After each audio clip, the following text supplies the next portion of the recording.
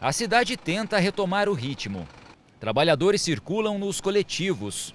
Comerciantes se esforçam para não fechar as portas.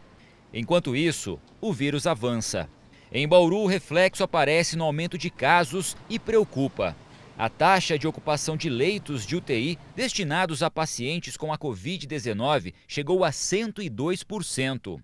São 52 leitos, todos ocupados e com excedentes. Com isso, pacientes começaram a ser transferidos para o Hospital das Clínicas da Unesp, em Botucatu.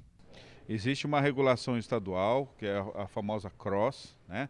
Existe ainda na nossa macro-região de saúde, cidades que ainda comportam com a taxa de lotação de UTI mais baixa, que é o caso de Botucatu, por exemplo. Então, se for o governo municipal está realmente preocupado, está em contato com o governo estadual, para que haja uma facilidade e um aumento dos leitos de UTI em nossa cidade e, se for preciso, também um apoio das outras cidades da nossa região, no caso de Botucatu, para albergar os casos que necessitem de UTI, caso haja a lotação ainda permanente. Para se ter uma ideia, em um mês o número de casos confirmados da doença saltou de 491 para 2.341. Aumento de mais de 376%. Os óbitos também aumentaram de 18 para 45, ou 150% a mais.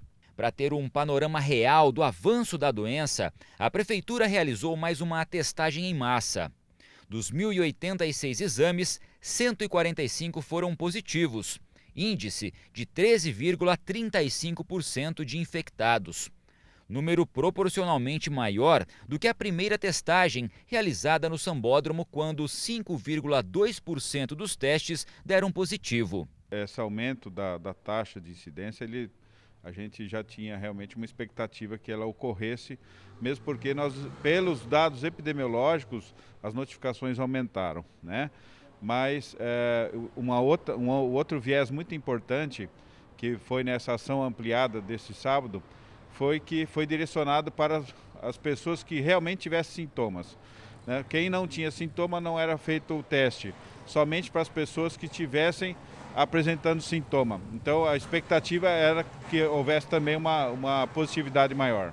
De acordo com o assessor, apesar da preocupação, o posto avançado de Covid-19, onde 10 leitos foram montados para atendimento rotativo, tem dado à Prefeitura uma certa tranquilidade no combate à doença. O PAC ele é muito dinâmico. Na verdade, o PAC ele tem um efeito, vamos dizer assim, pulmão, né? Todo paciente que entra com síndrome respiratória aguda grave nas UPAs, já desce para o PAC já é pedida a vaga para retaguarda hospitalar e ele já é encaminhado para o hospital de referência. Então o PAC ele funciona para deixar as 4 UPAs com os leitos, com respiradores disponíveis para os casos de urgência que apareçam. Enquanto os casos de Covid avançam, a lei do comércio aprovada pela Câmara de Vereadores está em vigor. Com isso, o comércio de rua, shoppings e espaços de beleza puderam voltar a atender o público. E nos próximos dias, bares, restaurantes e até academias poderão atender presencialmente.